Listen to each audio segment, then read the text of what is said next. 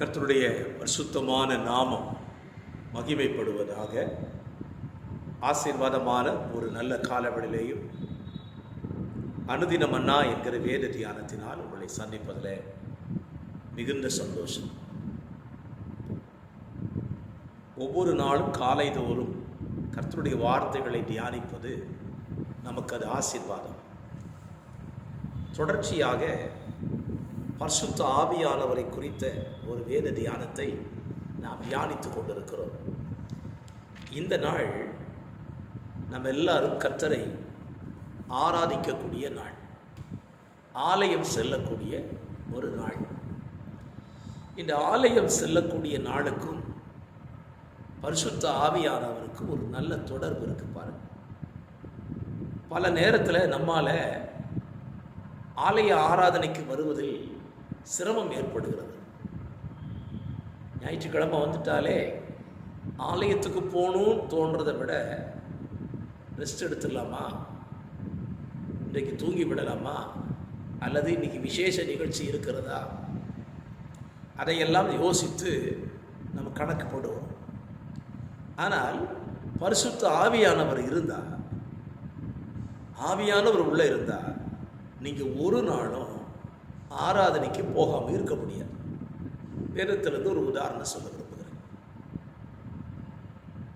லூக்கா சுவிசேஷம் 3ஆம் அதிகாரத்தில் ஆண்டவராய் இயேசு கிறிஸ்துவை பிரதிஷ்டை செய்யும்படியாக யோசேப்பும் மரியாளும் தேவாலயத்துக்கு கொண்டு வருகிறார்கள். அவங்க தேவாலயத்துக்கு வர்றதை யாருக்கும் தெரியாது. இயேசு கிறிஸ்துவை தேவாலயத்துக்கு கொண்டு வர போகிறாங்க, அவர் இயேசு கிறிஸ்துவாக இருக்க போகிறார் தெரியாது. ஆனால் சிமியோன் என்கிற ஒரு ஆசாரியன் அங்கே இருக்கிறார் பாருங்க. அவனிடத்தில் பரிசுத்த ஆவியானவர் இருந்தார். அந்த பரிசுத்த ஆவியானவர் என்ன சொல்றார்? சிமியோனே, நீ புறப்பட்டு தேவாலயத்துக்கு போன்னு சொல்றார். அப்போ ஆவியானவர் நம்ம கூட இருந்தார்னா நம்மளை எங்கே போக சொல்லுவார்? ஆலயத்துக்கு போக சொல்லுவார்.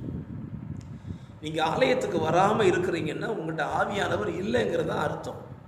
ஆவியானவர் உங்ககிட்ட இருந்தால் கண்டிப்பாக ஞாயிற்றுக்கிழமை ஆனால் ஆலயத்துக்கு உங்களை போக சொல்லுவார்.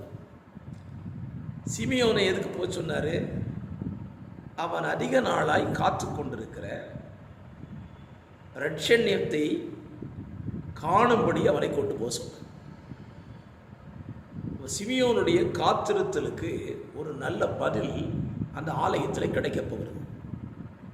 இதை ஆவியானவர் அறிந்து சிமியோன்ட்ட சொல்றாரு, நீ தேவாலயத்துக்கு போ, நீ இதுவரைக்கும் காத்து கொண்டிருக்கிற அந்த இரட்சண்யத்தை உன் கண்கள் காணும். என கேட்கிற அருமையான கர்த்தருடைய பிள்ளைகளே, பரிசுத்த ஆவியின் அபிஷேகத்தை பெற்றுக்கொண்ட நீங்கள் தேவாலயத்துக்கு வருவீர்களானால் நீங்கள் காத்து கொண்டிருக்கிற நன்மைகள், ஆசீர்வாதங்கள் அது ஆலயத்தில் உங்களுக்கு கிடைக்கும். சிமியோன் ஒருவேளை ஆவியானுடைய சத்தத்துக்கு செவி கொடாமல் ஆலயத்துக்கு வராமல் இருந்திருந்தால் என்ன நடந்திருக்கும்? அவன் கர்த்தருடைய ரட்சிப்பை, அந்த இரட்சண்யத்தை பார்த்திருக்க முடியாது. அதுக்கு அப்புறம் சிமியோன் ஆண்டவரை பார்க்க நினைச்சாலும் முடிந்திருக்காரு.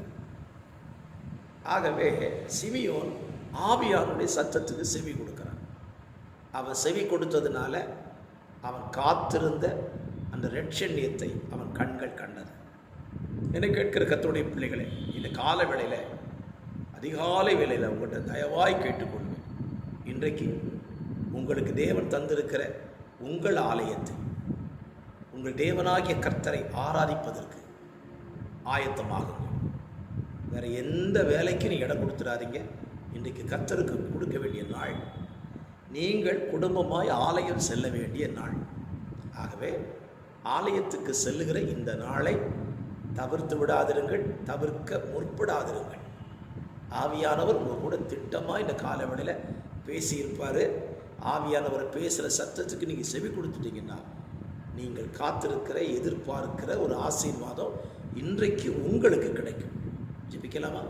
பரிசுத்த பிதாவே, இந்த காலவெளியிலேயும் ஆண்டவரே, பரிசுத்த ஆவியானவர்களுக்குள்ளே இருக்கிறதுனால ஆவியானவர் எங்களோடு தெளிவாய் பேசுவீர். நீர் ஆலயத்துக்கு செல்ல வேண்டும் என்று இந்த வார்த்தையை கேட்கிற பிள்ளைகள் கர்த்தருடைய ஆலயத்துக்கு கடந்து வர அவர்களுக்கு நீங்கள் உதவி செய்யும். இன்றைக்கு ஆலயத்துக்கு வந்தது நிமித்தம் ஒரு நன்மையை அவர்கள் காணட்டும். இயேசுவின் நாமத்தில் ஜெபிக்கிறேன் நல்ல பிதாவே, ஆமென். ஆமென். வார்த்தை கேட்டவங்களுக்கு இயேசுவின் நாமத்தில் வாழ்த்து சொல்கிறேன். கர்த்தர் உங்களை ஆசீர்வதிப்பாராக. God bless you.